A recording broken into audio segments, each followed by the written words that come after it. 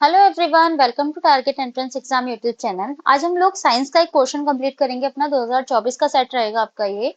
जैसे कि आपको पता है कि हमने 2025 से 2016 तक के हिंदी के पूरे पीवाईक्यूज आपके कंप्लीट करा दिए 10 साल के। हिंदी के हमारे हमने साथ में कंप्लीट करे हैं। आर्ट साइड का भी हमारा सेक्शन कंप्लीट हो चुका है। तो आप लोग की डिमांड आई थी कि हम साइंस का सेक्शन भी लेकर आए, तो आज हम साइंस के पीवाईक्यूज करने वाले हैं एक सेक्शन के। ठीक है, तो क्लास आपके लिए आई होप बहुत हेल्पफुल रहने वाली है। और इसके अलावा अगर आपको क्लास की पीडीएफ चाहिए, गूगल प्ले स्टोर पे जाइएगा, टारगेट एंट्रेंस एग्जाम का एप्लीकेशन है, वहां पे आपको इसकी पीडीएफ मिल जाएगी। ठीक है। इसके अलावा आपके लिए अनदर इन्फॉर्मेशन है कि अगर आपको 10 साल के प्रीवियस ईयर पेपर चाहिए व्याख्या सहित, आपको एक एक क्वेश्चंस के एक्सप्लेनेशन वहां पे मिलेगा 2016 से 2025 तक के। तो आपने क्या करना है, इस नंबर पे व्हाट्सएप करना है। आपको एक क्यूआर दिया जाएगा, उस क्यूआर पे 39 रुपीज का पेमेंट करके आप ये पीडीएफ एक्सेस कर सकते हैं। पीडीएफ आपको मिलेगी, साइंस और आर्ट दोनों मीडियम में अवेलेबल है। साइंस वाले साइंस को एक्सेस कर सकते हैं, आर्ट वाले आर्ट को एक्सेस कर सकते हैं। हिंदी मीडियम रहेगा, मतलब जो लैंग्वेज रहेगी उसकी वो हिंदी रहेगी। ठीक है। क्लास स्टार्ट करते हैं, लेकिन उससे पहले आज की जो क्लास है उसमें मैथ और साइंस के क्वेश्चन रहेंगे। तो क्लास थोड़ी सी लेंथी हो सकती है और थोड़ा सा टाइम टेकिंग हो सकता है। हम क्लास को इस तरीके से करने की कोशिश करेंगे कि जिनको भी बेसिक आता होगा, बेसिक के साथ साथ अगर आप ये क्लास करेंगे तो आपके लिए बहुत ज्यादा हेल्पफुल रहने वाली है। और सेकेंडली थोड़ा टाइम हम स्टार्टिंग में थोड़ा स्लो चलेंगे, उसके बाद हम क्लास को थोड़ा स्पीड में क्लास स्टार्ट करेंगे। ठीक है। ओके, क्लास स्टार्ट करते हैं। आज का हमारा पहला क्वेश्चन है 51 क्वेश्चन। निम्न में से कौन सी संख्या 9 से विभाज्य नहीं है? देखो, आपको बताना है इनमें से कौन सी संख्या है ए बी सी डी जो 9 से विभाज्य नहीं है। इसके लिए आपको क्या पता होना चाहिए? इसके लिए आपको पता होना चाहिए 9 से विभाज्यता का नियम, यानी डिविजिबिलिटी रूल आपको पता होना चाहिए। तो नियम क्या कहता है? नियम कुछ ऐसा कहता है, मैं आपको अगर पहले अपने शब्दों में बताऊं तो कोई जैसे एक नंबर है A B C D E, ये नंबर है। ठीक है। तो जो जो आपका ये जो पूरा नंबर है इसमें क्या होगा, अगर हम a plus B plus C plus D plus E करते हैं और जो भी अगला नंबर निकल के आता है टोटल, जैसे मान लिया डी आ गया, और सॉरी डी नहीं आ गया, ई एफ आ गया। अगर कोई भी एक ऐसा नंबर आ जाता है, अब वो नंबर जो आया है आपका, वो अगर 9 से विभाज्य है तो ये पूरी की पूरी संख्या, ये पूरी की पूरी संख्या 9 से विभाज्य होगी। ठीक है। इसको हम एग्जाम्पल के थ्रू देख लेते हैं, पूरा जो हमारे पास ऑप्शन है उसके थ्रू देख लेते हैं। ये सिर्फ आपको समझाने के लिए था। ठीक है। तो हमने क्या करना है, 9 से विभाज्यता के क्रम में आपने देखना है। ये है पहला नंबर है हमारा 49104। ठीक है। हम इसके सब अंकों को ऐड करेंगे, 4 प्लस 9 प्लस 1 प्लस 0 प्लस 4। जब आप इसको ऐड करेंगे तो आप क्या देखेंगे, 9 प्लस 1 10 हो जाएगा, 10 4 14 और 18। तो ये आ जाएगा आपका 18। 18 जो होता है वो 9 से विभाज्य होता है। तो 18 हमारा क्या होता है, 9 से विभाज्य है। अब जब ये 9 से विभाज्य है तो इसका मतलब क्या है कि आपकी जो पूरी संख्या है 49104, ये भी आपकी 9 से विभाज्य है। ये आपका 9 से विभाज्यता का नियम कहता है। ठीक है। तो ये तो हमारी 9 से विभाज्य है। सेम ऐसे हम बाकी भी देखेंगे, 7 प्लस 7 प्लस 8 प्लस 3 प्लस 2, ये आपका बी ऑप्शन है। ठीक है। 7 प्लस 7 प्लस 8 प्लस 3 प्लस 2, कितना आ रहा है, ये आपका आ जाएगा 27। और 27 भी हमारा 9 से विभाज्य है, तो ये भी हमारी 9 से विभाज्य हमारी संख्या हो जाएगी। सेम सी ऑप्शन देखेंगे, 2 प्लस 5 प्लस 3, तो ये आपका टोटल जो आएगा, ये आपका आएगा 18। तो ये भी आपका 9 से विभाज्य है। अगर ये आपका 9 से विभाज्य है तो पूरी संख्या भी आपकी 9 से विभाज्य है। डी ऑप्शन पे आते हैं। डी ऑप्शन है हमारा 4 प्लस 5 प्लस 3 प्लस 9 प्लस 0। ठीक है। तो आपका ये टोटल आ रहा है 21। 21 आपको देखेंगे 9 से विभाज्य नहीं है। अगर ये पूरा 9 से विभाज्य नहीं है, ये आपका 9 से विभाज्य नहीं है, तो इसका मतलब ये पूरी संख्या आपकी 9 से विभाज्य नहीं होगी और यही आपका आंसर होगी, क्योंकि ये बोला गया है इनमें से कौन सी संख्या 9 से विभाज्य नहीं है। ठीक है। तो डी हमारा आंसर हो जाएगा। ठीक है। डिविजिबिलिटी रूल पता लग गया आपको 9 से विभाज्यता का। अगला क्वेश्चन आएगा, आप आराम से कर देंगे। ठीक है। नेक्स्ट क्वेश्चन, यदि 7 अंकों की संख्या 504x5y3 11 से विभाज्य है तो x और y के योग का कोई एक मान क्या होगा? देखो एक चीज, ये जो x और y लिए दिए हुए हैं, ये भी कहीं ना कहीं एक संख्या रही होगी। ये पूरी 7 अंकों की संख्या है ये। ठीक है। तो आपसे बोला गया है ये अगर 11 से विभाज्य है तो x और y के योग का कोई एक मान क्या होगा? देखो, 11 से विभाज्यता का नियम क्या कहता है? 11 से विभाज्यता का नियम, विभाज्यता का नियम क्या कहता है कि सम अंकों का जो योग होता है माइनस विषम अंकों का जो योग होता है, मतलब कहने का मतलब है सम स्थान पर स्थित अंक। सम स्थान पर स्थित अंक कौन से है? 5। जैसे हमारे पास ये नंबर दे रखा है x 5 y 3, ठीक है। तो सम स्थान कौन से? 2, फिर 4, फिर 6। इस प्लेस पे जो नंबर हैं उनको ऐड करेंगे, जो विषम प्लेस पे स्थित अंक है, नंबर्स हैं, उसको ऐड करेंगे, और दोनों का जो डिफरेंस होगा या तो वो 0 होगा या वो 11 से विभाज्य होने वाली कोई संख्या होगी, ठीक है। तो किस तरीके से करेंगे देखो, ये हमारा हो जाएगा और ये हमारा ये वाला हो जाएगा, ठीक है। कहने का मतलब है ये सम अंक हो गए, ये हमारे विषम स्थान हो गए। तो हम क्या करेंगे, पहले सम स्थान पर स्थित जो अंक होंगे कौन कौन से हैं? सम स्थान पर 0, x एंड y, 0x और y, तो इसको ऐड करेंगे। और विषम स्थान पर कौन कौन से होंगे? विषम स्थान कौन से होते हैं? 1 पोजीशन, 1 प्लेस पर होगा, 3 प्लेस पे होगा, फिर आपका 3 प्लेस पे हो जाएगा, फिर 5 प्लेस पे हो जाएगा, फिर 7 प्लेस पे हो जाएगा, ठीक है। आई होप समझ में आ रहा होगा। तो ये हो जाएगा 0x और y हमने कर दिया। अब हम क्या करेंगे, 5, 4, 5 एंड 3, ठीक है। 5, 4, 5 एंड 3, जो इन दोनों का योग होगा, उनका डिफरेंस जो होगा वो आपका, अगर वो 0 के या 11 के इक्वल रख सकते हैं, 11 से डिवाइड होने वाली की संख्या के इक्वल रख सकते हैं, बट हमारे लिए इजी क्या रहता है कि वो 0 के इक्वल, हम स्टार्टिंग 0 से इक्वल ही रखेंगे। जब आंसर नहीं आता तब हम 11 से विभाज्य कोई संख्या के आसपास देखते हैं, ठीक है। तो हम क्या करेंगे, 0 के इक्वल हो जाएगा, तो इसमें हमारी x प्लस वाई की वैल्यू यहाँ पे क्या आ जाएगा, यहाँ पे आ जाएगा 5 5 10, 4 14 और 17, 17 बराबर 0। तो x प्लस वाई की वैल्यू हमारे पास क्या आ गई, 17 आ गई। तो हमारा क्या आंसर हो जाएगा, 17 सही आंसर हो जाएगा। एक्स और वाई का योग ही हमसे पूछा गया था, ठीक है। इसका मतलब आपने नेक्स्ट लास्ट क्वेश्चन में देखा 9 का डिविजिबिलिटी रूल क्या है, इसमें देखा 11 का डिविजिबिलिटी रूल क्या है। नोटबुक लेके, अपने पेन कॉपी लेके लिख लीजिएगा कॉपी पे, हेल्पफुल रहने वाले, क्योंकि क्वेश्चन आपके ऐसे ही आते हैं। देखो सेम क्वेश्चन आ गया, सेम क्वेश्चन वैसा ही है। संख्या दे रखी है हमें कौन कौन सी, 9, 3, 2, 4, 8, x एंड 6, 11 से विभाज्य है। तो अंक x और y का मान ज्ञात कीजिए। तो आपने बताना x और y का मान क्या होगा। देखो सम स्थानों पे कौन कौन से अंक है, सम स्थानों पर आपके पहले सम और विषम का डिफरेंस देख लेंगे। तो पहले हम ये लिख देते हैं 9 प्लस 2, 9, 2, 8 एंड 6, 8 एंड 6, इसका डिफरेंस, और 3, 9 कौन सा था, 9 2 8 एंड 6 हो गया, 3 4 and 3 4 and x, 3 plus 4 plus x, ठीक है। अब इसका डिफरेंस या तो 0 के इक्वल होगी या वो 11 से विभाज्य होने वाला, मतलब 11 के गुणज के इक्वल होगी। तो हम इसे 0 के इक्वल रख सकते हैं, 11 के इक्वल। पहले हम 0 के इक्वल रख के देख लेंगे, पहले हम इसको देख लेंगे क्या आंसर आएगा।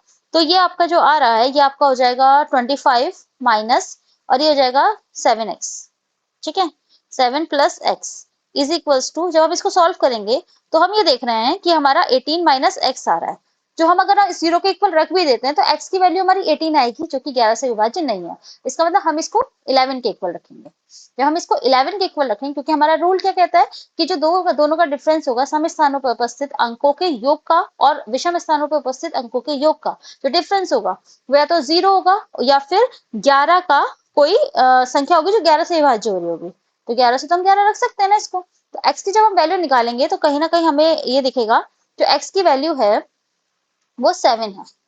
x की वैल्यू 7 है। x की वैल्यू 7 होने का मतलब क्या है, यहाँ पे जो अंक होगा x का वो 7 होगा। हमने 0 क्यों नहीं रखा, क्योंकि 0 से हमारा 18 आंसर आ रहा है और 18 कहीं ऑप्शन में हमें दिख रहा नहीं है, ठीक है। तो हमारा आंसर क्या हो जाएगा, डी हमारा सही आंसर हो जाएगा। ओके, नेक्स्ट क्वेश्चन पे आते हैं। नेक्स्ट क्वेश्चन है हमारा, निम्नलिखित में से कौन सी भिन्न सबसे छोटी है। आपको भिन्न बतानी सबसे छोटी है। देखो इसे दो तरीके से कर सकते हैं, या तो हम डायरेक्ट निकाल ले तब कर सकते हैं, जैसे हम डिवाइड मार के कर सकते हैं, और या फिर हम अंश और हर के जो फॉर्मुलाज होते हैं उसके अकॉर्डिंग कर सकते हैं, बट हम डायरेक्ट ही करेंगे क्योंकि बहुत बड़ी वैल्यू नहीं है हमारी है, ठीक है। तो हम कौन सी भिन्न सबसे बड़ी है हम ये देखेंगे। तो हम पहले डिवाइड ही मान लेंगे। 18/9 जब हम 19 करेंगे, 19 से जब हम 8 को डिवाइड मारेंगे तो क्या होगा, देखो ये ऐसे तो नहीं हो रहा, पॉइंट लगाएंगे, 0 लगाएंगे, 19 4 जा 76, 19 चौक 76 हो जाएगा, है ना। 4 बचेगा, 4 बचने के बाद यहाँ 0 लगा लेंगे, पॉइंट लगा हुआ है क्योंकि। फिर आपका हो जाएगा 19 दूनी 38, 19 दूनी 38 हो जाएगा।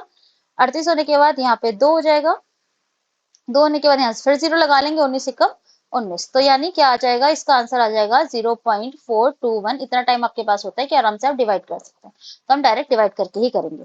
ठीक है, ऐसे ही हम 22 और 9 का देख लेंगे। तो क्या हो जाएगा, पॉइंट लगाएंगे, जीरो उतारेंगे, और 22 चौका 88 हो जाएगा। फिर 2 आ जाएगा, 2 इसमें हो नहीं रहा, जीरो लगाएंगे, नहीं होगा, दोबारा से यहाँ जीरो लगाएंगे, जीरो बढ़ाएंगे, और 9 जा 198 हो जाएगा। ठीक है, ये आपका 198 हो जाएगा। तो क्या आंसर आएगा, 2। तो यानी ये आपका हो जाएगा 0.409। सेम इस तरीके से बाकी भी निकाल लेंगे।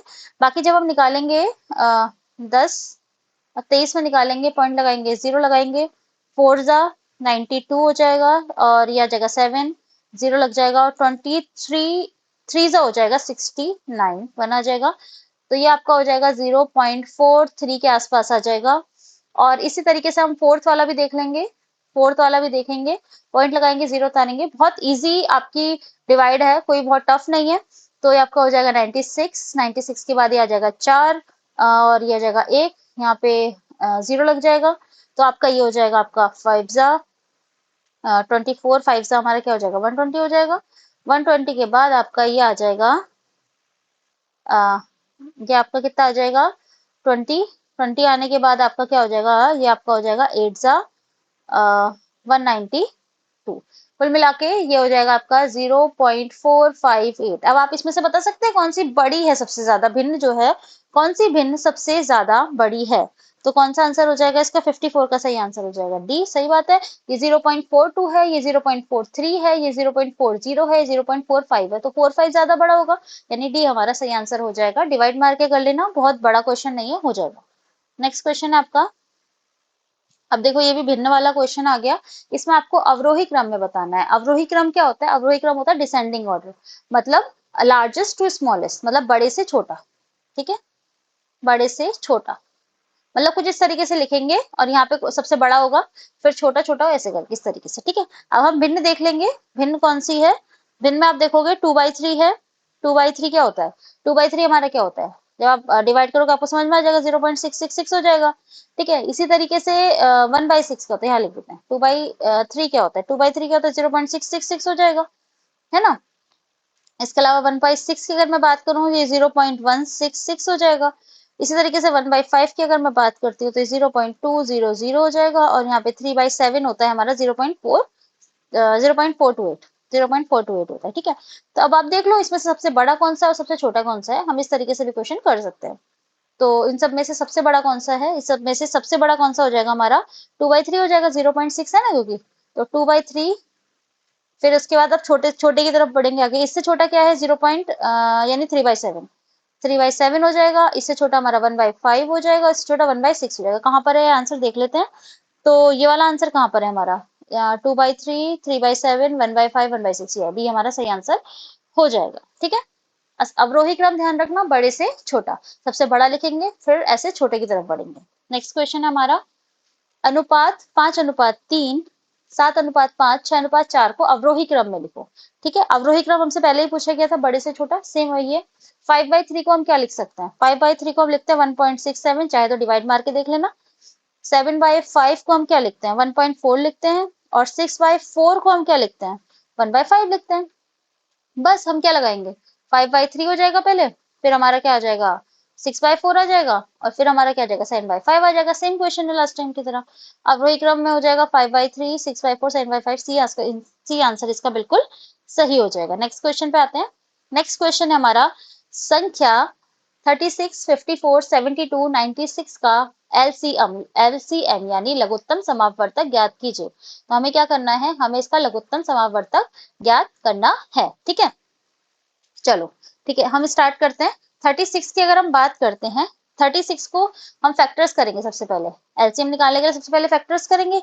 तो ये हो जाएगा 36 का हो जाएगा 2 × 2 × 2 × 3 है ना, यही हो जाएगा। तो क्या इसको लिखेंगे 2 to the power 2 × 3 to the power 2, ये लिख सकते हैं। सेम ऐसे 54 के हम फैक्टर कर लेंगे। 54 के फैक्टर जब हम करेंगे 2 × 3 × 3 × 3, ठीक है, ये हो जाएगा। तो ये हमारा क्या हो जाएगा 2 × 2 की पावर 1, 3 की पावर 3। ठीक है, सेम अगर हम 54 हमारा हो जाएगा 72 पे आते हैं। 72 हमारा हो जाएगा 2 × 2 × 2 × 3 इंटू 3, यानी हमारा 2 to the power 3 into 3 to the power कितनी है 2। सेम ऐसे ही हम 72 हो गया, ऐसे हम 96 की फैक्टर निकाल लेंगे। 96 के फैक्टर जब हम निकालेंगे तो ये क्या हो जाएगा, 2 इंटू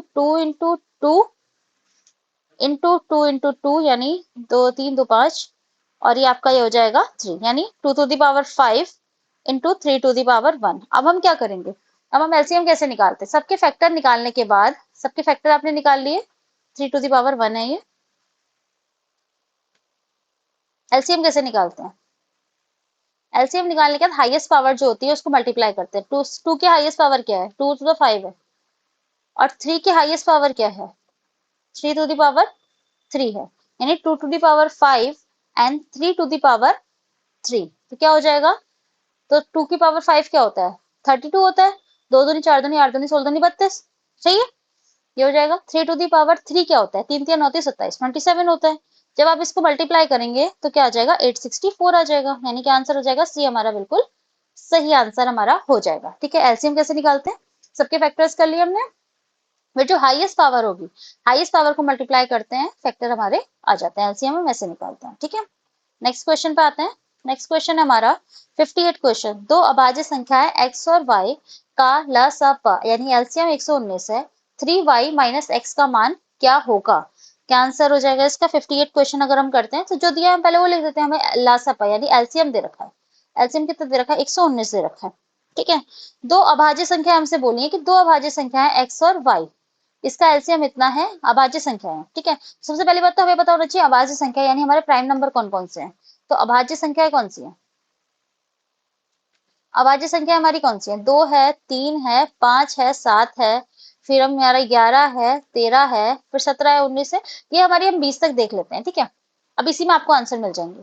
हमसे बोला है दो अभाज्य संख्याएं x और y का एलसीएम 119 है, मतलब हम 119 के ऐसे फैक्टर आपको करने हैं जो आपको ये बताएंगे कि मतलब इन सब में से कोई दो नंबर को मल्टीप्लाई करके 119 आ रहा होगा, क्योंकि यही हमारी अभाज्य संख्या है। ठीक है, तो देखो एक बात समझो, एक बात ये समझो कि जो 119 है वो एक ऑड नंबर है, दो से डिवाइड होता नहीं है, तो दो तो नहीं आएगा। ठीक है, वैसे हमें दिख रहा है इसका फैक्टर क्या हो सकता है, बट फिर भी मैं आपको बता रही हूँ, दो तो नहीं आएगा। रही बात 119 की, 9 और 1 10 और 1 11, टोटल कितना आ रहा है, 11 आ रहा है।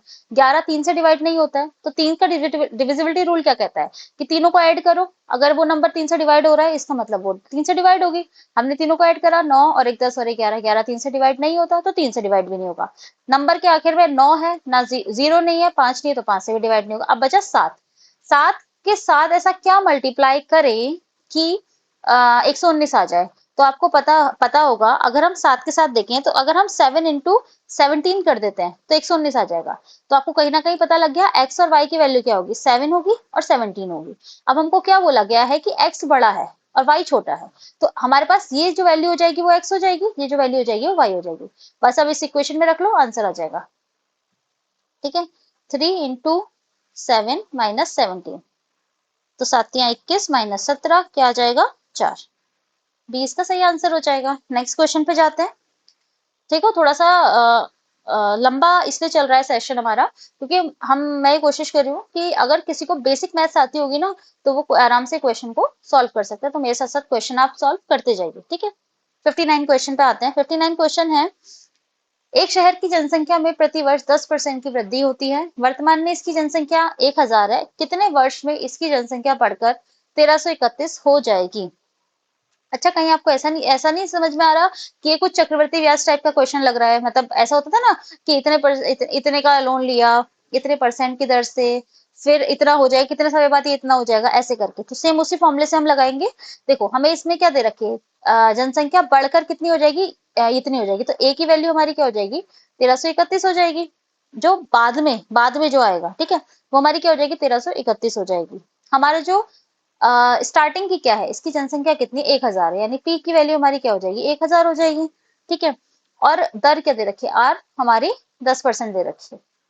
हमसे टाइम पूछा यानी हमारे से एन की वैल्यू पूछी, हमें सिंपल एक फॉर्मूला पता है, A is equals to P 1 + r/100 की पावर n, ये फॉर्मूला लगाएंगे, आंसर निकालेंगे। ठीक है, ए की वैल्यू क्या है, 1331 बराबर पी की वैल्यू क्या है 1000, 1 प्लस आर की वैल्यू क्या है 10 अपॉन 100, और ये हमें एन की वैल्यू निकालनी है।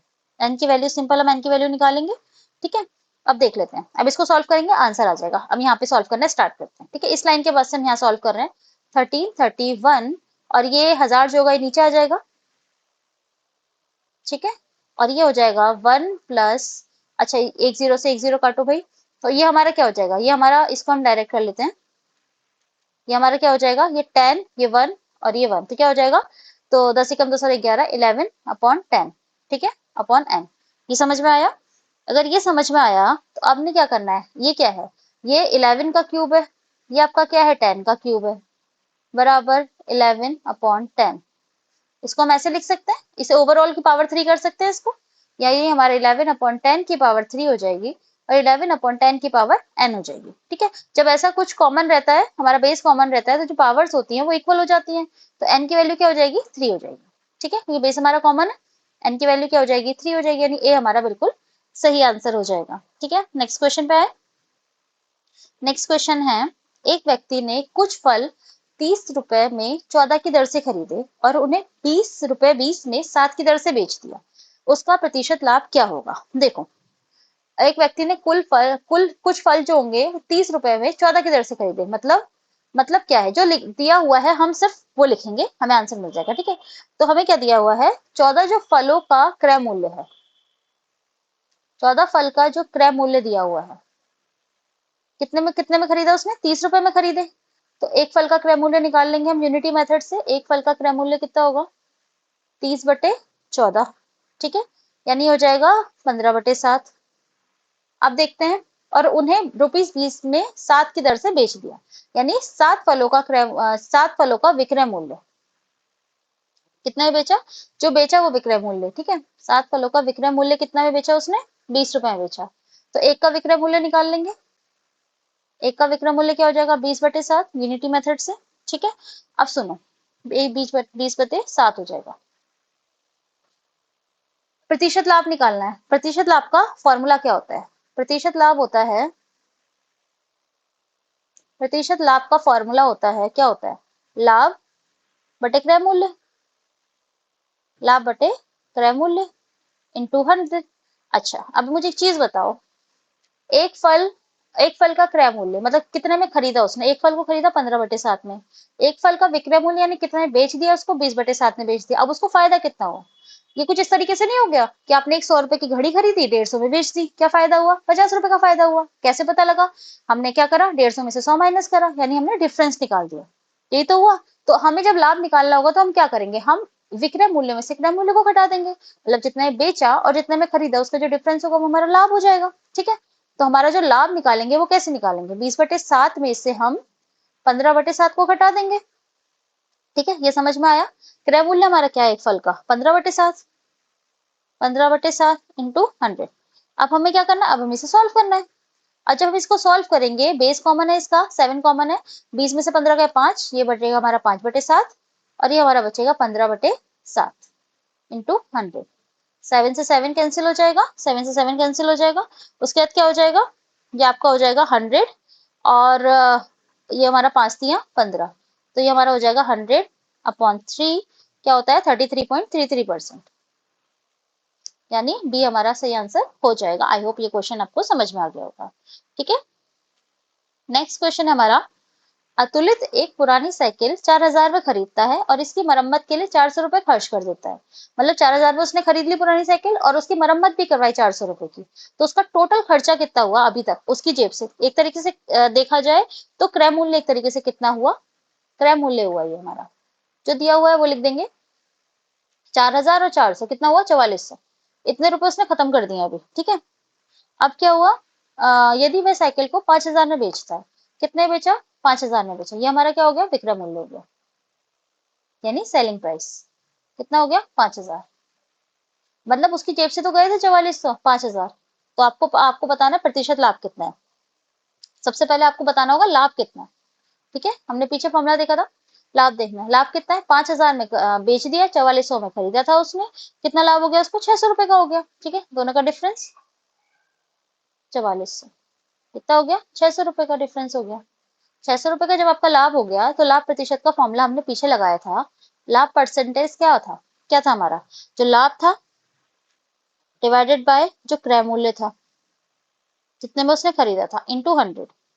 देखो अभी हमने पीछे ये फॉर्मूला लगाया था, सेम वही फॉर्मूला है। लाभ कितना है? 600 रुपए का लाभ है। क्रय मूल्य कितना है? 4400 है, और इंटू 100। इसको सॉल्व करेंगे। जब हम इसको सॉल्व करेंगे तो क्या आ जाएगा? ये हमारा आ जाएगा 150/11, और ये हमारा जब हम इसे भिन्न के रूप में लिखेंगे तो हो जाएगा 13 से 7/11, यानी डी हमारा सही आंसर हो जाएगा। Next question. नेक्स्ट क्वेश्चन है हमारा, एक वस्तु का सूची मूल्य 200 रुपए है। दो क्रमिक छूटों के बाद एक ग्राहक इसे 150 में खरीदता है। यदि एक छूट 10% है तो दूसरी प्रतिशत छूट बतानी है आपको। ठीक है, देखो बात क्या है, वो ये कह रहा है कोई एक वस्तु थी 200 रुपए की। ठीक है, 200 रुपए की कोई एक वस्तु थी।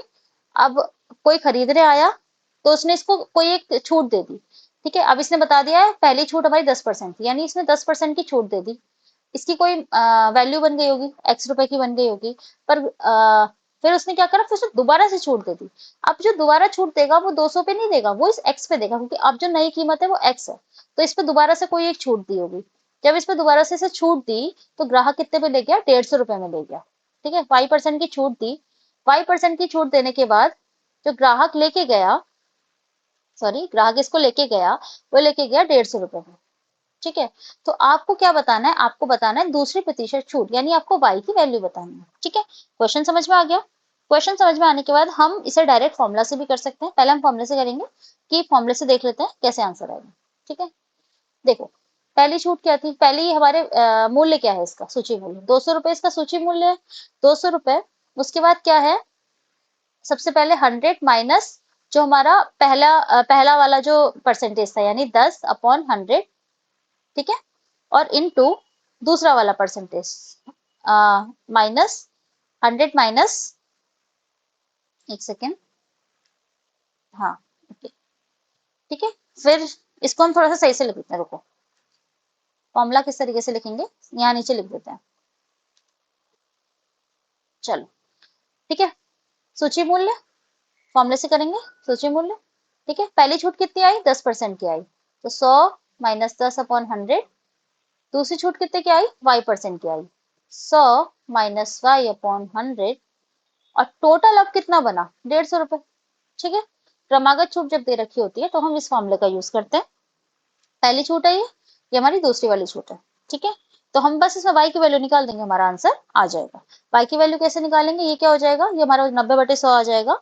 हाँ, तो ये हमारा हो जाएगा 200 गुणा 90/100 गुना 100 माइनस y/100 बराबर 150।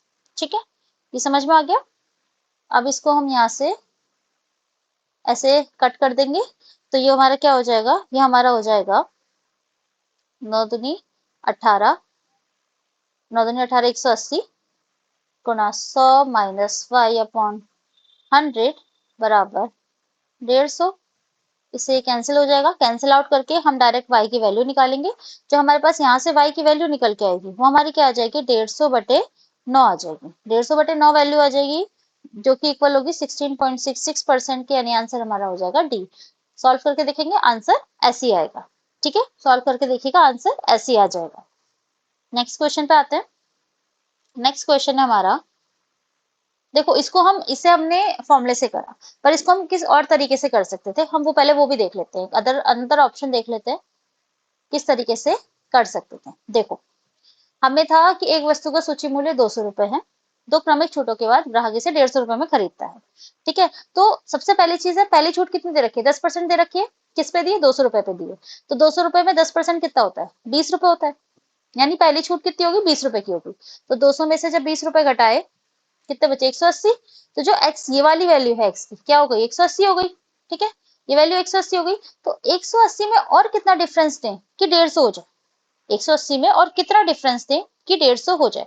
तो किस तरीके से करेंगे? 180 और 150 के बीच का डिफरेंस क्या है? 30 है। 30 में 180 इंटू 100, इसको हम डायरेक्ट फॉर्मूले से करेंगे तो ऐसे कर सकते हैं, क्या आ जाएगा 16.66% आ जाएगा। आपकी मर्जी है, डायरेक्ट ऐसे करो या फिर ये वाला फॉर्मूला लगा दो क्रमागत छूट का, ये भी इसमें से भी आपका आंसर आ जाएगा। ठीक है, नेक्स्ट क्वेश्चन पे आते हैं। नेक्स्ट क्वेश्चन हमारा 63, पी क्यू की तुलना में 50% अधिक समय लेता है, यदि वह एक साथ कार्य करते हैं तो कार्य 18 दिनों में पूरा हो जाएगा। क्यू अकेले इस कार्य को कितने दिन में करेगा, तो आपको बताना है क्यू अकेले इस काम को कितने दिन में करेगा। पहली चीज जो दे रखा है वो लिख लेते हैं, ठीक है, उसके बाद ये क्वेश्चन सॉल्व करेंगे। ठीक है, क्या क्या दिया है, पी क्यू की तुलना में 50% अधिक समय लेता है, तो हम सबसे पहले मानते हैं पी ज्यादा टाइम लेता है। ठीक है, तो हम मानेंगे लेट, एक सेकेंड, हम क्या मानेंगे, क्यू द्वारा लिया गया समय।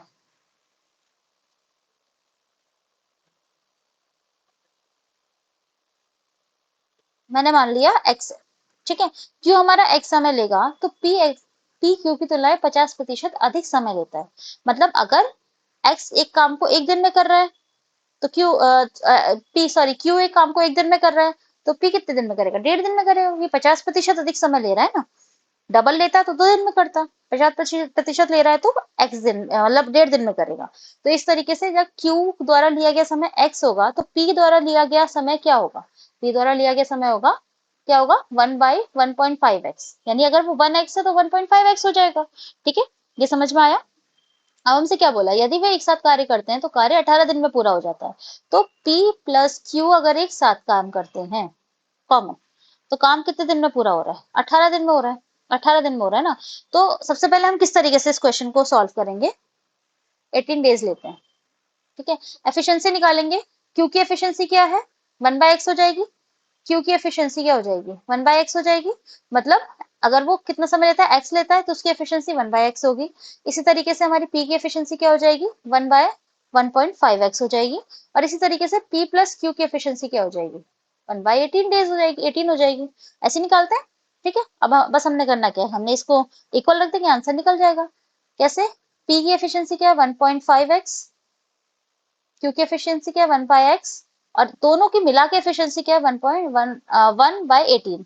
बस हमने क्या करना है, x की वैल्यू निकाल देनी, आंसर हमारा यहाँ से निकल जाएगा। एलसीएम लेंगे 1.5x आ जाएगा, इधर हमारा 1 प्लस 1.5 आ जाएगा, 1 प्लस 1.5 आ जाएगा 1/18। तो जिससे जब हम सॉल्व करेंगे तो क्या आ जाएगा, 2.5 अपॉन 1.5x बराबर 1/18। तो x की वैल्यू हमारी निकल आएगी यहाँ से 18 इंटू 2.5 अपॉन 1.5। तो इसे सॉल्व करेंगे, x क्या आ जाएगा हमारा 30 आ जाएगा। तो यानी x क्या था हमारा, q द्वारा लिया गया समय। तो q कितने दिन में काम को पूरा करेगा, 30 दिन में काम करेगा, यानी ए हमारा बिल्कुल सही आंसर हमारा हो जाएगा। ठीक है, नेक्स्ट क्वेश्चन पे आते हैं। नेक्स्ट क्वेश्चन हमारा 64 क्वेश्चन, ए और बी एक साथ मिलकर किसी काम को 35 दिन में पूरा करते हैं। ए अकेले उसी काम को 60 दिन में पूरा करता है, बी को अकेले उसी कार्य को पूरा करने में कितने दिन का समय लगेगा। सेम पीछे वाला क्वेश्चन है, हम डायरेक्ट अब इस क्वेश्चन को करेंगे। ठीक है, ए प्लस बी एक काम को कितने दिन में 35 दिन में करते हैं, तो ए प्लस बी की एफिशिएंसी कितनी हो जाएगी, 1/35 हो जाएगी। ठीक है, एफिशिएंसी हम निकाल रहे हैं, एफिशिएंसी को ईटा से रिप्रेजेंट करते हैं। ठीक है, तो एफिशिएंसी क्या हो जाएगी, 1/35 हो जाएगी। ए अकेले उसी कार्य को 60 दिन में करता है, तो ए की एफिशिएंसी क्या हो जाएगी, 1/60 हो जाएगी। ठीक है, और बी अकेले उसी काम को कितने दिन में पूरा करेगा, तो बी की एफिशिएंसी क्या हो जाएगी, अकेले हमें नहीं पता, हम देख लेंगे, आंसर हमारा निकल जाएगा। सेम उसी तरीके से करेंगे, दोनों की एफिशिएंसी 1/60। देखो अगर हमने क्या निकाला था पहले, हमने पिछली बार क्या करा था, ए की एफिशिएंसी दोनों की एफिशिएंसी को बराबर रखा था इंडिविजुअल के, है ना। मतलब ए प्लस बी की एफिशिएंसी रखी थी, ए की एफिशिएंसी एंड बी की एफिशिएंसी ऐसे रखी थी ना हमने ऐड करके। तो अगर हमें बी की निकालनी है तो हमें टोटल में से ए की एफिशिएंसी घटानी पड़ेगी, टोटल में से ए की एफिशिएंसी घटानी पड़ेगी, समझ गए। तो टोटल क्या है हमारा, टोटल हमारा क्या हो जाएगा, efficiency of a plus b में से अगर हम ए की एफिशिएंसी घटा दें तो एफिशिएंसी ऑफ बी निकल के आ जाएगा। सेम वही फॉर्मूला है। ओके, तो हम क्या करेंगे, 1/35 में से जब हम 1/60 को माइनस कर देंगे तो क्या आ जाएगा, ये हमारा हो जाएगा, इसका जो एलसीएम आ जाएगा वो 420 आ जाएगा, ये हमारा हो जाएगा 12 हो जाएगा, ये हमारा हो जाएगा 7। तो क्या आ जाएगा 5/420, यानी 1/84, 1/84। इसका मतलब बी की एफिशिएंसी क्या है, 1/84, यानी वो कितने दिन में काम पूरा करेगा, 84 दिन में पूरा करेगा। डी हमारा सही आंसर हो जाएगा। ठीक है, नेक्स्ट क्वेश्चन पे आते हैं। नेक्स्ट क्वेश्चन है हमारा, पाइप एक एक टैंक को 6 घंटे में खाली कर सकता है, जबकि पाइप दो उसे 18 घंटे में खाली कर सकता है। यदि दोनों पाइप एक साथ खोल दिए जाए तो पूरे टैंक को खाली करने में कितना समय लगेगा। देखो, इसको हम फॉर्मूला से भी कर सकते हैं और डायरेक्ट भी कर सकते हैं। ठीक है, तो पहले हम इसे डायरेक्ट ही कर लेते हैं। इस क्वेश्चन में ज्यादा कोई वैसी वाली चीज नहीं थी, इसे हम डायरेक्ट भी कर सकते हैं। देखो क्या होगा कि एक टैंक है, उसको 6 घंटे में खाली किया जा सकता है। तो एक टैंक है, मान लिया पाइप एक है, ठीक है, इसको कितने घंटे में खाली किया जा सकता है, 6 घंटे में खाली किया जा सकता है। खाली कर रहे हैं तो मैं माइनस का साइन लगा रही हूँ। ठीक है, पाइप दो को 18 घंटे में खाली किया जा सकता है, सेकंड पाइप है 18 घंटे में खाली किया जा सकता है। दोनों पाइप एक साथ खोल दिए जाए तो पूरे टैंक में खाली होने में कितना समय लगेगा। देखो, दोनों का एलसीएम लो, दोनों का एलसीएम कितना हो जाएगा, 6 और 18 का एलसीएम 18 हो जाएगा। 18 होने का मतलब है 18 हो जाएगा। अब देखो, अब हम निकालेंगे कि 1 घंटे में, ये तो टोटल हो गया, ये जो 18 हो गया ये हमारा टोटल हो गया, मतलब हमारी टैंक की कैपेसिटी हमारी इतनी है, ये हमारा टोटल हो गया हमारे। ठीक है, अब हम निकालेंगे 1 घंटे में कितना खाली कर रहा है। 18 की हमारी कैपेसिटी है, 6 घंटे में खाली करेगा। 6 घंटे में अगर 18 खाली कर रहा है तो 1 घंटे में कितना खाली करेगा, तो 1 घंटे में कितना खाली करेगा, 3 खाली करेगा। 6 दूनी 18, 1 घंटे में, अगर देखो सुनो, अगर 18 लीटर के टैंक को 6 घंटे में खाली कर रहा है, ठीक है, मतलब इसका मतलब हम इस तरीके से लगा सकते हैं कि 6 घंटे में, एक सेकंड को, हाँ, 6 घंटे में 6 आवर में 18 लीटर खाली कर रहा है, तो 1 आवर में कितना खाली करेगा, 1 आवर में करेगा 18/6 खाली। ठीक है, तो इस तरीके से 6 दूनी 18, 1 घंटे में 3 खाली करेगा, तो ये 1 घंटे में 3 खाली कर देगा। इसी तरीके से अगर ये 2 घंटे में, मतलब 18 घंटे में 18 खाली कर रहा है, तो 1 घंटे में कितना खाली करेगा, एक खाली करेगा। तो अगर हम दोनों को एक साथ खोल दें तो 1 घंटे में कितना पानी खाली हो जाएगा, 1 घंटे में 4 पानी खाली हो जाएगा, 4 भाग का पानी खाली हो जाएगा टोटल, है ना। हमारे पास टोटल कितना है, 18 है, 1 घंटे में कितना, 4 खाली हो रहा है। तो इस तरीके से देख लेते हैं, पहले घंटे में 4 खाली होगा, दूसरे में 4, तीसरे में 4, चौथे में 4, कितना टोटल हो गया, 4 दूनी 8, 4 3 12, 4 4 16, 16 तो खाली हो गया। अब बचे दो, दो दो के लिए अगर 1 घंटे में 4 खाली हो रहा है तो दो कितने में खाली होगा, आधे घंटे में। तो हाफ आवर, मतलब 1 2 3 4, 4 घंटे तो ये हो गए, आधा घंटा ये हो गया, 4.5 आवर्स। डायरेक्ट क्वेश्चन कराए हो सकता था।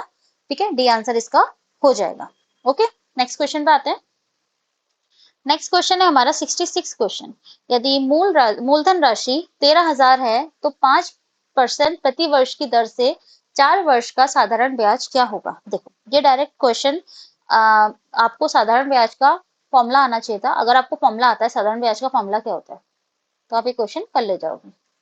साधारण ब्याज क्या होगा, साधारण ब्याज होता है मूलधन गुणा दर गुणा समय बटे 100। ठीक है, देखो, मूलधन कितना दे रखा है, मूलधन राशि क्या है 13,000, ये हमारा मूलधन हो गया। दर क्या है, 5% की दर है, तो 5 हो जाएगा। समय हो जाएगा हमारा 4 वर्ष, 4 साल, यानी 4/100। बस इसको सॉल्व करो, आंसर निकाल लो। आंसर हो जाएगा 4×5 = 20 और 20 × 13 2600। ठीक है, यानी ये हमारा सही आंसर हो जाएगा। Next question. नेक्स्ट क्वेश्चन हमारा, एक धनराशि को 10% वार्षिक चक्रवृद्धि ब्याज की दर से 2 वर्ष के लिए निवेशित करने पर मिश्र धन 1,815 प्राप्त होता है। आरंभ में निवेशित मूलधन ज्ञात कीजिए। चक्रवृद्धि ब्याज का फॉर्मूला ध्यान लगाओ, आंसर निकल आएगा। ठीक है, देखो क्या क्या दिया हुआ है वो लिख लेते हैं। दर यानी आर हमें दे रखी है कितनी, 10%। चक्रवृद्धि ब्याज की दर से 2 वर्ष के लिए, यानी समय, समय यानी एन हमें दे रखा है कितना, 2 इयर्स। निवेशित करने पर मिश्र धन, मिश्र धन यानी हमारा क्या होता है, ए होता है। मिश्र धन यानी ए दे रखा है हमें, कितना मिल रहा है, 1815। ठीक है, मूलधन हमें बता रहा है, मूलधन हमारा क्या होता है, प्रिंसिपल अमाउंट यानी पी होता है ना। मूलधन हमारा पी होता है, हमें ये बताना है। फॉर्मूला क्या होता है हमारे पास, फॉर्मूला हमारे पास होता है ए इज इक्वल टू, हमने पीछे भी यूज करा ये वाला, 1+r/100 पावर n। ठीक है, फॉर्मूला लगाएंगे, 1815 बराबर पी की वैल्यू निकालनी है, 1+r की वैल्यू क्या है, 10/100 डिवाइडेड बाय समय कितना दे रखा है, 2 वर्ष दे रखा है। तो क्या हो जाएगा, ये हमारा हो जाएगा, पी की वैल्यू इधर से निकालेंगे, ये हो जाएगा 1815 इंटू, ये हमारा हो जाएगा 100 अपॉन 121, क्योंकि 11 बन जाएगा, 11 11 अपॉन 10 हो जाएगा, इधर ले जाएंगे 11 का मतलब 11 का 121 हो जाएगा क्योंकि पावर 2 है, और ये 100 हो जाएगा। ठीक है, तो पी हमारा क्या हो जाएगा, 1500 हो जाएगा। पी हमारा 1500 हो जाएगा, यानी सी हमारा सही आंसर हो जाएगा। ठीक है, नेक्स्ट क्वेश्चन। नेक्स्ट क्वेश्चन है हमारा 68 क्वेश्चन। सचिन और अनिल अनिल चंडीगढ़ से 50 किलोमीटर दूर स्थित कालका की ओर एक समय से चलना शुरू करते हैं। सचिन की चाल अनिल की चाल से 6 किलोमीटर प्रति घंटे कम है। अनिल कालका पहुंचता है और तुरंत चंडीगढ़ के लिए वापस चलना स्टार्ट कर देता है। मार्ग में कालका से 20 किलोमीटर की दूरी पर वह सचिन से मिलता है। सचिन की चाल ज्ञात कीजिए। देखो, दिखने में बहुत लंबा क्वेश्चन लग रहा होगा, पर थोड़ा डायग्राम से समझते हैं, समझ में आ जाएगा। देखो, एक जगह है यहाँ पर चंडीगढ़, ठीक है, और ये है आपकी कालका। ठीक है, हमें बताया गया है कि चंडीगढ़, हाँ, आपको सचिन की चाल बतानी है। ठीक है, सचिन चंडीगढ़ से 50 किलोमीटर दूर स्थित कालका में एक बार चलना स्टार्ट करते हैं, मतलब ये जो डिफरेंस है आपका 50 किलोमीटर है। अब आप देखो एक चीज, सचिन और अनिल अनिल यहाँ से चलना स्टार्ट कर रहे हैं। यहाँ से सचिन ने चला, यहीं से अनिल ने चला, सचिन भी चल रहा है यहीं से, और यहाँ से अनिल भी चल रहा है। अब आप एक चीज देखो कि सचिन की चाल अनिल की चाल से 6 किलोमीटर प्रति घंटा कम है। मतलब कहने का क्या होगा कि सचिन धीमे चल रहा होगा, अनिल तेज चल रहा होगा। ठीक है, यहाँ तक दोनों ने चलना स्टार्ट करा। ठीक है, ये भी चल रहा है, ये भी चल रहा है, पर सचिन धीमे चल रहा है, अनिल तेज चल रहा है, अनिल और तेज चला। फिर क्या हुआ, अनिल कालका पहुंच गया, अनिल भाई यहाँ तक पहुंच गया। यहाँ पहुंचने के बाद क्या हुआ कि तुरंत चंडीगढ़ के लिए वापस चलना शुरू कर दिया, मतलब तुरंत बैक साइड उसने चलना स्टार्ट कर दिया। ठीक है, अभी भी सचिन चल ही रहा है क्योंकि सचिन थोड़ा लेट चलता है। मार्ग में कालका से 20 किलोमीटर दूरी पर वह सचिन से मिलता है। तो कालका से 20 किलोमीटर की दूरी पर वो सचिन से मिला, मतलब जो ये डिफरेंस है यहाँ से यहाँ तक का, ये आपका 20 किलोमीटर है। ठीक है, तो यहाँ से वो सचिन से मिला, मतलब सचिन ने कितनी दूरी तय करी होगी। सचिन तो अभी तक यहाँ पहुंचा ही नहीं था, 20 किलोमीटर पीछे लगा लो, कितना हो गया, 50 में 20 घटाए कितने हो गए, 30 किलोमीटर। सचिन कितना चला, 30 किलोमीटर। अच्छा, अनिल कितना चला, अगर आप अनिल से पूछोगे अनिल कितना चला, अनिल 50 तो ये तय करके आया था, 20 वो लौट कर भी आया। टोटल अनिल ने कितने किलोमीटर तय करे, तो अनिल ने कितने किलोमीटर तय करे, 50 तो ये करा, 20 यानी टोटल 70 किलोमीटर तय करे।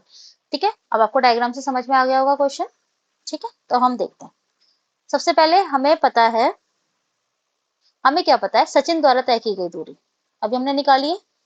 सचिन द्वारा तय दूरी कितनी, 30 किलोमीटर। ये वाली 30 ही तो चला, वो तो पूरा कालका तक भी नहीं पहुंचा था, है ना। और अनिल द्वारा तय की गई दूरी कितनी हो जाएगी, 50 और 2 70 किलोमीटर, उसने 70 किलोमीटर कवर कर लिया। दूसरी चीज हमें क्या दे रखी है, सचिन की चाल अनिल की चाल से 6 किलोमीटर कम है, प्रति घंटा कम है, 6 किलोमीटर प्रति घंटा कम है। इसका मतलब अगर सचिन की चाल हमारी 20 किलोमीटर पर आवर है, तो अनिल की कितनी होनी चाहिए, ज्यादा होनी चाहिए इससे। तो अनिल की चाल कितनी होनी चाहिए, V+6 होनी चाहिए। ठीक है, ये समझ में आ गया। अगर आपको ये सब चीजें समझ में आ गई हैं, ठीक है, तो हम क्या करते हैं, अब हम फॉर्मूला लगाएंगे। नेक्स्ट पेज पे करते हैं, फॉर्मूला क्या लगाएंगे, फॉर्मूला क्या होता है, समय बराबर दूरी बटे चाल। ये हमारा फॉर्मूला होता है, समय बराबर दूरी बटे चाल। ठीक है, अब देखो हम क्या करेंगे, समय दोनों को इक्वली लगा ना। देखो इसने बोला ना इतने समय बाद ये यहाँ पहुंचा, ये यहाँ पहुंचा, दोनों एक दूसरे से मिले, तो समय अगर इक्वल है तो दोनों की दूरी बटे चाल का अनुपात अगर हम निकाल ले और दोनों को इक्वल रख दें तो हमारा आंसर निकल आएगा। बिल्कुल, देखो तो हम क्या करेंगे, सचिन के द्वारा तय की गई दूरी क्या होती है, 30 किलोमीटर, उसकी चाल है v। ठीक है, तो सचिन के द्वारा 30 किलोमीटर की दूरी तय करी, उसकी चाल है v, और इसके द्वारा तय किलोमीटर दूरी 70, चाल है V+6। इसके द्वारा 70 और 4 है V+6, दोनों इक्वल क्यों है, क्योंकि दोनों एक टाइम पे ही मिले हैं, दोनों एक टाइम पे आके मिल गए हैं, एक पॉइंट पे आके, तो इसलिए दोनों की चाल जो है, वो दोनों की समय जो है वो इक्वल हो गया। बस अब इसे सॉल्व करेंगे, आंसर हम निकाल लेंगे। ठीक है, हम इसमें v की वैल्यू निकाल देंगे, सॉल्व करते हैं इससे साथ में।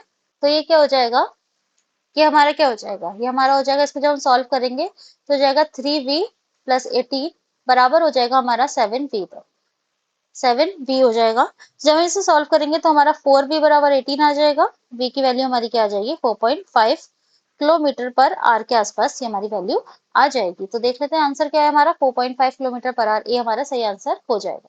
ठीक है, नेक्स्ट क्वेश्चन पे आते हैं। नेक्स्ट क्वेश्चन हमारा 69 क्वेश्चन है।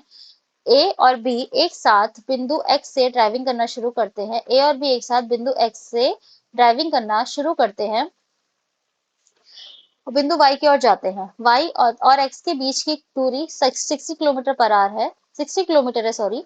ए की चाल बी की चाल से 4 किलोमीटर पर आर कम है। वाई तक पहुंचने के बाद बी वाई से वापस लौटता है और वाई से 12 किलोमीटर की दूरी पर स्थित एक बिंदु ए से मिलता है। ए की चाल बताइए। बिल्कुल सेम क्वेश्चन है जो हमने पीछे अभी किया था। ठीक है, तो हम फिर से ये वाला क्वेश्चन एक बार देख लेते हैं। ए और बी एक साथ बिंदु एक्स से ड्राइविंग शुरू करते हैं। ये हमारा बिंदु एक्स है, इससे ड्राइविंग शुरू करी और बिंदु वाई की ओर जाते हैं। ठीक है, एक्स और वाई के बीच की दूरी 60 किलोमीटर है। ए की चाल बी की चाल से 4 किलोमीटर कम है।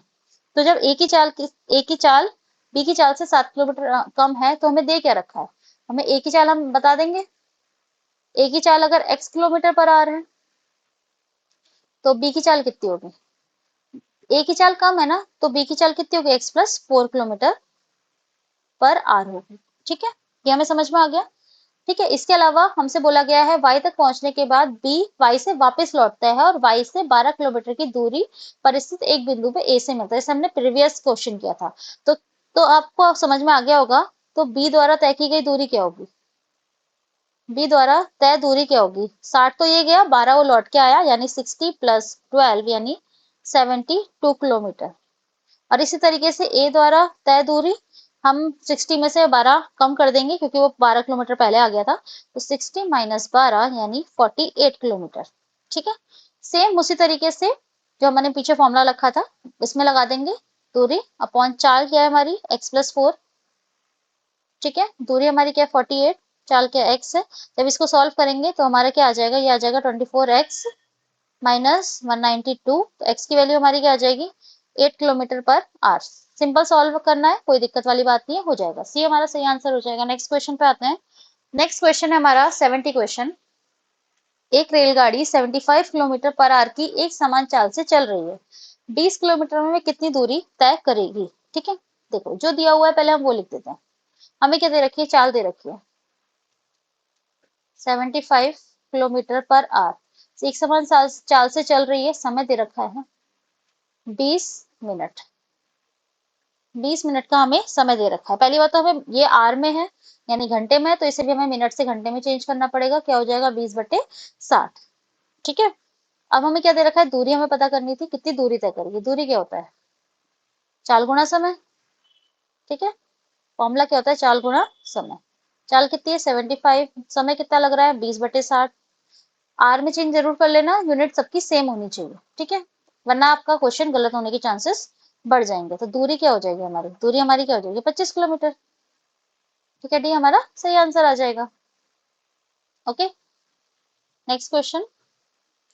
नेक्स्ट क्वेश्चन है हमारे पास, एक त्रिभुज की भुजाओं की लंबाई 5 सेंटीमीटर, 7 सेंटीमीटर और 10 सेंटीमीटर है।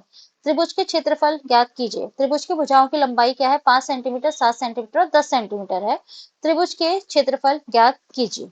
ठीक है, तो हमें कैसे ज्ञात करना है त्रिभुज का क्षेत्रफल। त्रिभुज का क्षेत्रफल हम किससे ज्ञात करेंगे, हीरोन फॉर्मूला से। कौन सा, हीरोन फॉर्मूला। कैसे ज्ञात होगा, ये होगा, फॉर्मूला क्या होता है, पहले बात तो फॉर्मूला आप देख लो, S, S - A, S - B, S - C। इसमें से एस क्या होता है, एस होता है अर्ध परिमाप।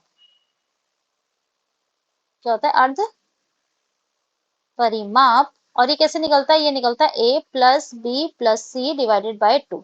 सबसे पहले क्या है, A+B+C क्या, A B C है हमारी ये भुजाओं की लंबाइयां।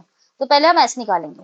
एस कैसे निकालेंगे, A+B+C यानी 5+7+10/2। क्या हो जाएगा, 5+7+10 हो जाएगा 22, डिवाइडेड बाई 2 दैट इज 11। 11 हमारी एस की वैल्यू निकल गई। अब बस फॉर्मूला में रखना, आंसर निकालना है, बस खत्म बात। ठीक है, अंडर रूट एस की वैल्यू क्या है 11, 11 माइनस ए की वैल्यू क्या थी 5, बी की वैल्यू क्या थी 7, ये ए है, ये बी है, ये आपका सी है। ठीक है, एस की वैल्यू क्या थी 11 माइनस 7 और 11 माइनस 10। ठीक है, अब बस इसको सॉल्व करना है, आंसर निकालना है। अंडर रूट हो जाएगा ये आपका कितना हो जाएगा, ये आपका हो जाएगा 11 × 6 × 4 × 1, that is 2√66 centimetre square. Answer हो जाएगा बी, सही आंसर हमारा हो जाएगा। ठीक है, नेक्स्ट क्वेश्चन। नेक्स्ट क्वेश्चन हमारा, यदि समद्विबाहु समकोण त्रिभुज के कर्ण का माप 8 सेंटीमीटर है, त्रिभुज का क्षेत्रफल ज्ञात कीजिए। पहले आपको पता होना चाहिए था समद्विबाहु समकोण त्रिभुज होता क्या है, जिसकी दो भुजाएं समान होती हैं। दो भुजाएं समान होती हैं और तीसरी क्या है, 8 सेंटीमीटर है। ठीक है, कर्ण हमारा 8 सेंटीमीटर है। ठीक है, तो हम जो समान भुजाएं हैं, दो भुजाएं समान है उसकी, तो समान भुजाएं हैं उसको एक्स मान लेंगे। ठीक है, एक्स मानते हैं। हमें पता है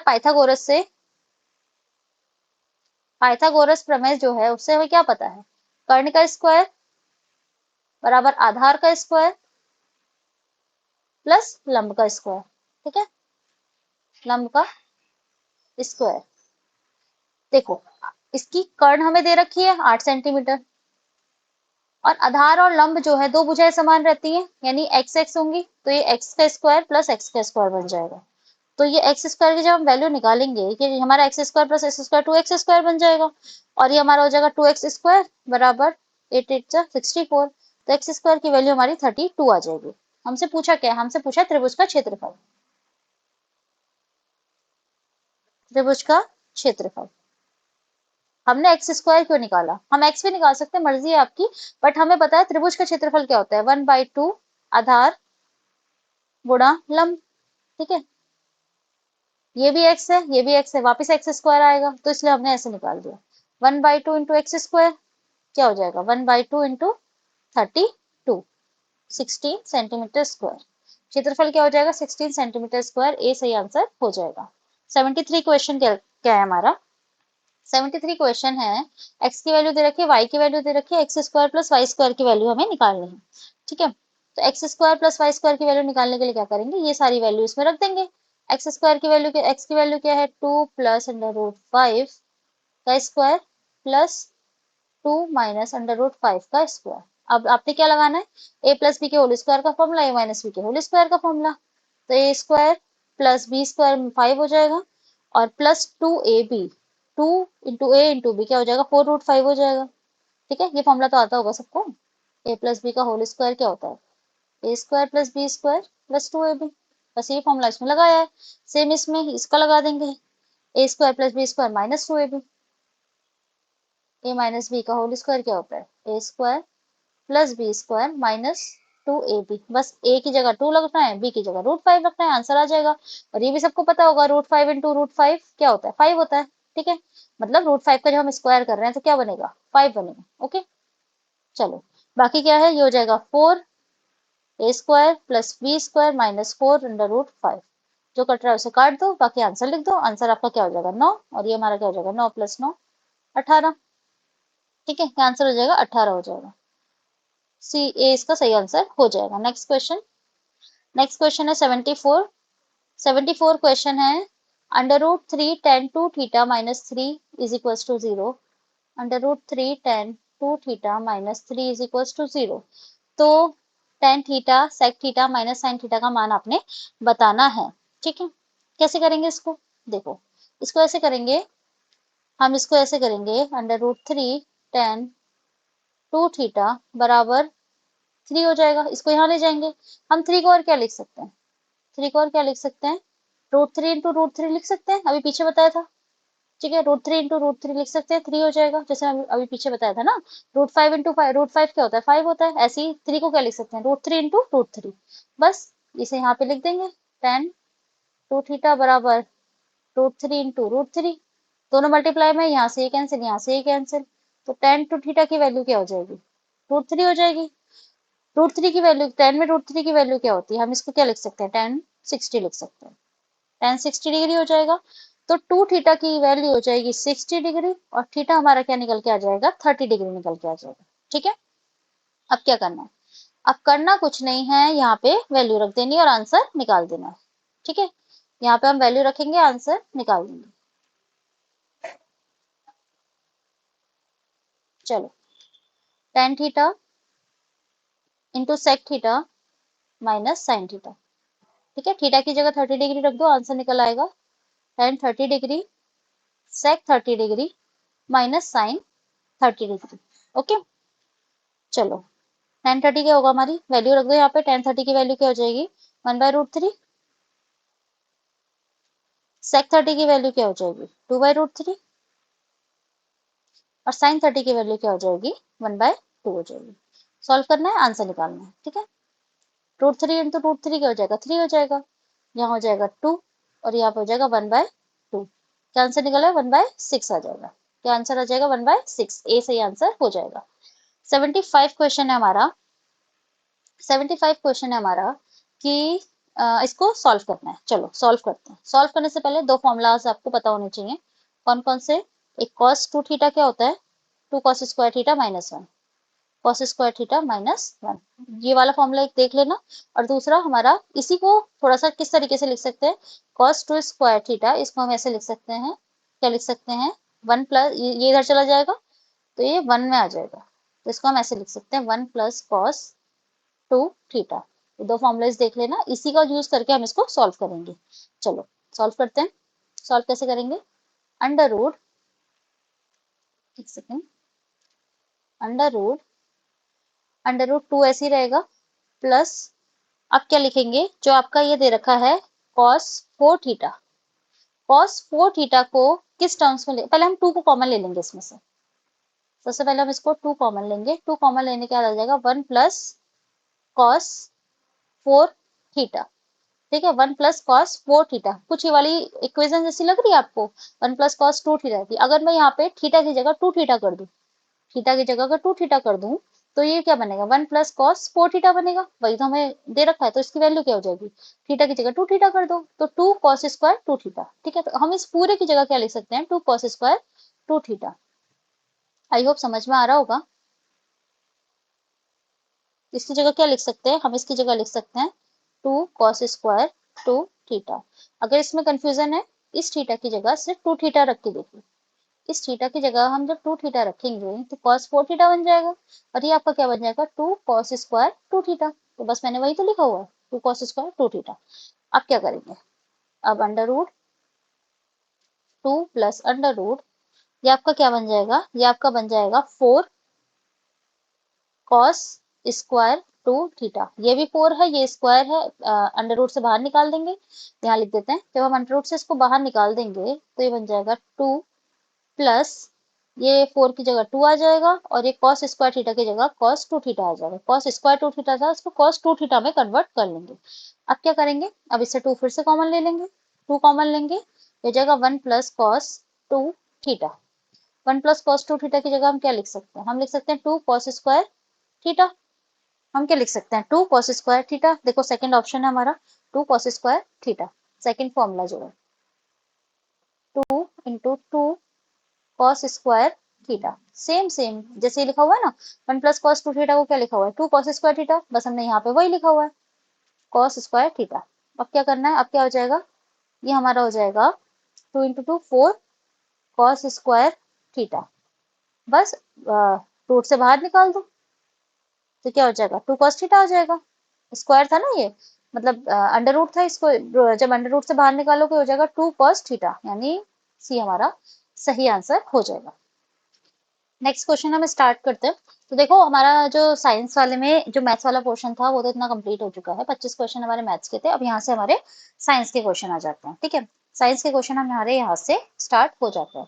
तो हमारा नेक्स्ट क्वेश्चन क्या है, हमारा प्रतिरोधकता की एसआई इकाई है। प्रतिरोधकता की एसआई इकाई आपने बतानी है, क्या है, ओम है, ओम मीटर है, एमएचओ यानी महो है, ओम मीटर है, या ओम है, बताइए क्या आंसर हो जाएगा इसका। तो प्रतिरोधकता की जो एसआई एसआई इकाई होती है वो क्या होती है, ओम मीटर होती है, यानी सी हमारा सही आंसर हमारा हो जाएगा। क्या आंसर हो जाएगा, सी सही आंसर हो जाएगा। प्रतिरोधकता है क्या, किसी पदार्थ द्वारा उसमें से प्रवाहित की जाने वाली विद्युत धारा को अवरुद्ध करने की क्षमता को उस पदार्थ की प्रतिरोधकता कहते हैं। अवरुद्ध मतलब रोकने की क्षमता को उस पदार्थ की प्रतिरोधकता कहते हैं। सुचालक पदार्थों की प्रतिरोधकता कम तथा कुचालक पदार्थों की प्रतिरोधकता अधिक होती है।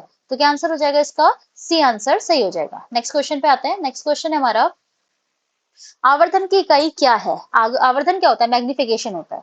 इसकी इकाई क्या होती है? सेंटीमीटर होती है, डायोप्टर होती है, इसकी कोई इकाई नहीं होती है, न्यूटन होती है।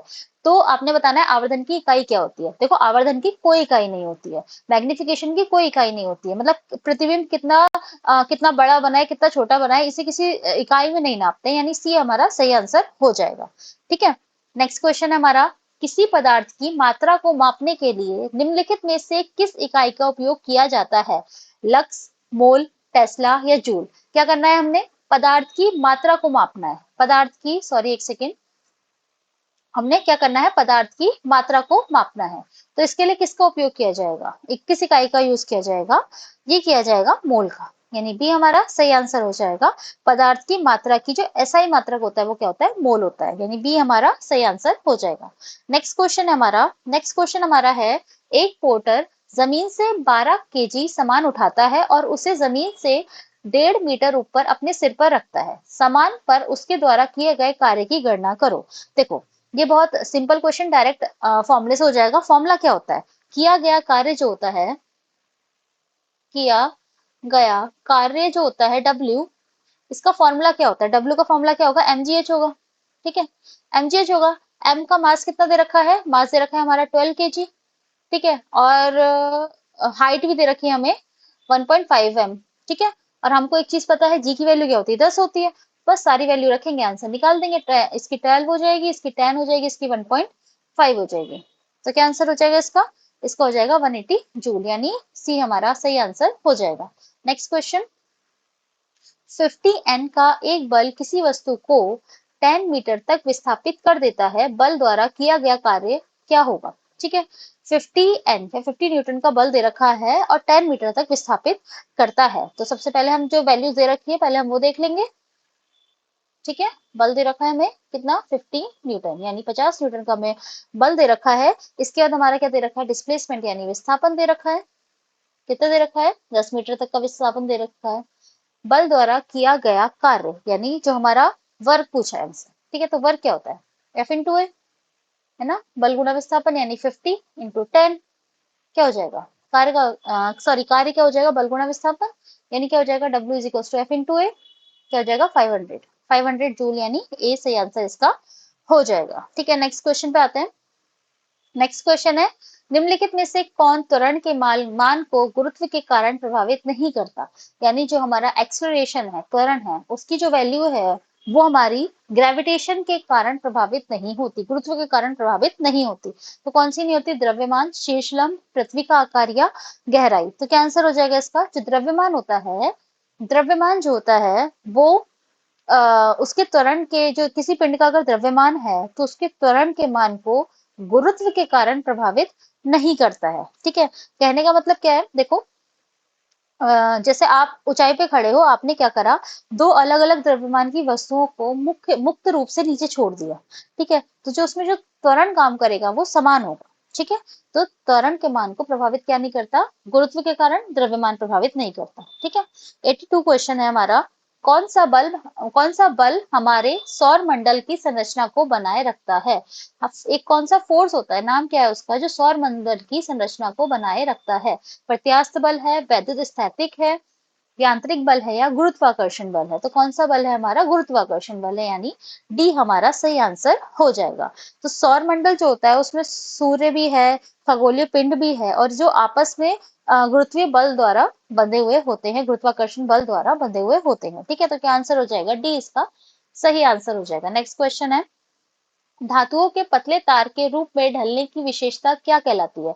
जो धातु होते हैं उन्हें पतले तार के रूप में ढाला जा सकता है, वो विशेषता होती है, उसको क्या कहते हैं? अभिक्रियाशीलता, विलेयता, तन्यता या आघातवर्धनीयता। क्या कहला जाती है? तन्यता कहलाती है, यानी सी हमारा सही आंसर हो जाएगा। नेक्स्ट क्वेश्चन है, एक ब्रिटिश भौतिक वैज्ञानिक को इलेक्ट्रॉन की खोज से संबंधित उसके कार्य के लिए 1906 में भौतिकी के नोबेल पुरस्कार से सम्मानित किया गया था। तो ये क्वेश्चन आपके जीएस में भी आ चुका है, प्रीवियस ईयर पेपर में क्वेश्चन है ये आपका। तो क्या किन्हें इलेक्ट्रॉन की खोज के लिए 1906 में नोबेल पुरस्कार से सम्मानित किया गया था? James Chadwick, Niels Bohr, JJ Thomson या अर्नेस्ट रदरफोर्ड? तो किसे सम्मानित किया गया था? किसे सम्मानित किया गया था? हमारे थॉमसन को, यानी सी हमारा सही आंसर हो जाएगा। जे जे थॉमसन सही आंसर हो जाएगा। इलेक्ट्रॉन की खोज के लिए जे जे थॉमसन को 1906 में नोबेल पुरस्कार से सम्मानित किया गया था। 85 क्वेश्चन है, रेडियम किस खनिज से प्राप्त किया जाता है? रुटाइल, हेमेटाइट, चूना पत्थर या पिच ब्लेंड?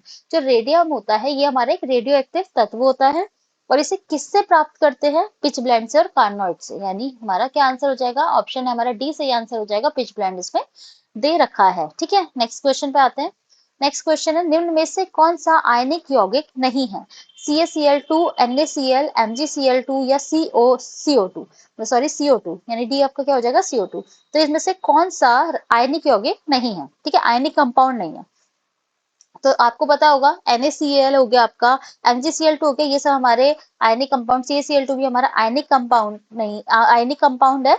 लेकिन जो CO2 है वो हमारा आयनिक कंपाउंड नहीं होता। CO2 हमारा सही आंसर हो जाएगा। ठीक है, नेक्स्ट क्वेश्चन है, जिंक से जिंक आयन का निर्माण किसके कारण होता है? मतलब आपका जो जिंक है उससे आपका जिंक आयन बन रहा है, Zn2 पॉजिटिव बन रहा है, और यहाँ पे 2 इलेक्ट्रॉन का एडिशन होगा, है ना? तो बैलेंस करने के लिए यहाँ पे 2 इलेक्ट्रॉन का एडिशन होगा। तो आपने बताना है कि इस ये किसके कारण होता है? जल अपघटन के कारण, अपचयन के दौरान कारण, संयोजन अभिक्रिया के कारण या ऑक्सीकरण के कारण? देखो यहाँ इलेक्ट्रॉन का एडिशन हो रहा है, ऑक्सीडेशन हो रहा है। डी सही आंसर इसका हो जाएगा। ठीक है, तो डी इसका सही आंसर हो जाएगा। नेक्स्ट क्वेश्चन है, प्रबल क्षार और दुर्लभ अम्ल के मिश्रण वाले लवण का पीएच मान कितना होगा? यानी प्रबल क्षार यानी हमारा स्ट्रॉन्ग बेस है। क्या है? Strong base. ठीक है, प्रबल क्षार।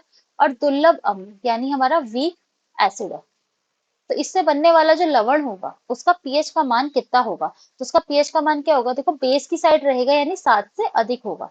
7 से अधिक होगा, बेस साइड रहेगा, क्योंकि हमारे पास स्ट्रॉन्ग बेस है। यानी ए हमारा सही आंसर हो जाएगा।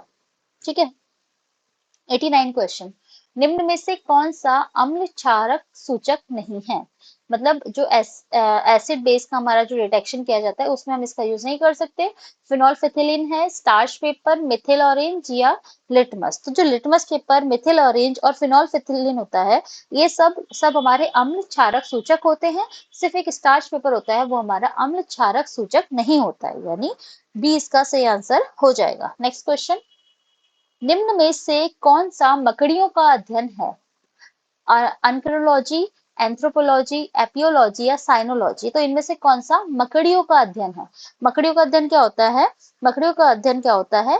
आर्कियोलॉजी, यानी ए हमारा सही आंसर हो जाएगा। एंथ्रोपोलॉजी क्या होता है? एंथ्रोपोलॉजी होता है मानव की संस्कृति और सभ्यता वाला का अध्ययन जो होता है वो एंथ्रोपोलॉजी होता है। एपियोलॉजी क्या होता है? मधुमक्खियों का अध्ययन, एपियोलॉजी। और साइनोलॉजी क्या होता है? कुत्तों का अध्ययन। ठीक है, तो क्या हो जाएगा?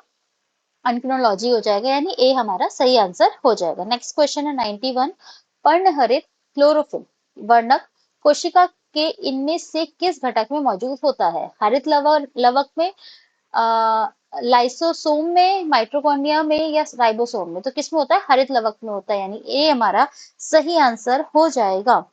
ये हमारा सही आंसर हो जाएगा। नेक्स्ट क्वेश्चन हमारा 92, किस प्रकार की कोशिका से त्वचा बनी होती है? अधिचर्म कोशिका, मृदुतक या स्थानीय ऊतक या संयोजी ऊतक? तो किस प्रकार की कोशिका से त्वचा बनी होती है? बाह्य त्वचा या अधिचर्म एकल कोशिका जो होती है वो स्थूल होती है, और किससे बनी होती है?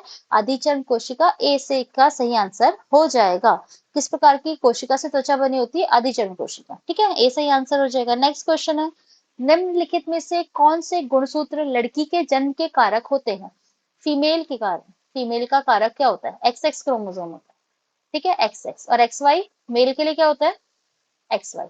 हमसे क्या पूछा है? लड़की के लिए, यानी XX आंसर हो जाएगा। डी सही आंसर हो जाएगा। ठीक है, नेक्स्ट क्वेश्चन हमारा, मगरमच्छ के दिल में होते हैं 2 प्रकोष्ठ, 4 प्रकोष्ठ, 1 प्रकोष्ठ या 6 प्रकोष्ठ? तो जो मगरमच्छ का जो दिल होता है यानी हृदय होता है उसमें 4 प्रकोष्ठ होते हैं, यानी बी हमारा सही आंसर हो जाएगा। 2 आलिंद होते हैं और 2 निलय होते हैं। नेक्स्ट क्वेश्चन है, निम्न में से किस जीव की छोटी आंत अपेक्षाकृत लंबी होती है? बाघ, गाय, मनुष्य या शेर? तो जो शाकाहारी होता है इनमें से उसकी जो छोटी आंत होती है वो अपेक्षाकृत लंबी होती है। तो किसकी? गाय की जो छोटी आंत होती है वो अपेक्षाकृत लंबी होती है, क्योंकि वो शाकाहारी होती है जो पौधों में मौजूद सेलुलोज होता है उसको पचाने के लिए अधिक समय की आवश्यकता होती है। ठीक है। Next question. मानव शरीर के पीएच की रेंज कितनी होती है? 8.35 से 9.45, 2.35 से 4.45, 5.35 से 6.45 या 7.35 से 7.45। तो मानव शरीर की जो पीएच रेंज होती है वो 7.35 से 7.45 की रेंज में होती है। ठीक है। नेक्स्ट क्वेश्चन पे आते हैं। नेक्स्ट क्वेश्चन है आपका ईसीजी। ईसीजी द्वारा उत्पादित विद्युत बलों को महसूस करता है पेट, गुर्दा, मस्तिष्क या हृदय। तो ईसीजी क्या होता है? ईसीजी होता है हमारा इलेक्ट्रोकार्डियोग्राम। तो उसके द्वारा उत्पादित विद्युत बलों को कौन महसूस करता है? हृदय महसूस करता है, यानी डी हमारा सही आंसर इसमें हो जाएगा। नेक्स्ट क्वेश्चन है हमारा, इनमें से कौन सा सूक्ष्म पोषक तत्व थायराइड ग्रंथि के सामान्य संचालन हेतु आवश्यक है? आयोडीन, पोटेशियम, आयरन या कैल्शियम? थायराइड ग्रंथि के सामान्य संचालन के लिए क्या आवश्यक है? आयोडीन आवश्यक है, यानी ए हमारा बिल्कुल सही आंसर हो जाएगा। नेक्स्ट क्वेश्चन पे आते हैं। थायरॉक्सिन हार्मोन्स के निर्माण के लिए किस खनिज की आवश्यकता होती है? थायरॉक्सिन, आयरन, पोटेशियम, कैल्शियम या आयोडीन? तो थायरॉक्सिन जो होता है उसके लिए किसकी आवश्यकता होती है? थायरॉक्सिन के लिए आयोडीन की आवश्यकता, यानी डी हमारा सही आंसर हो जाएगा।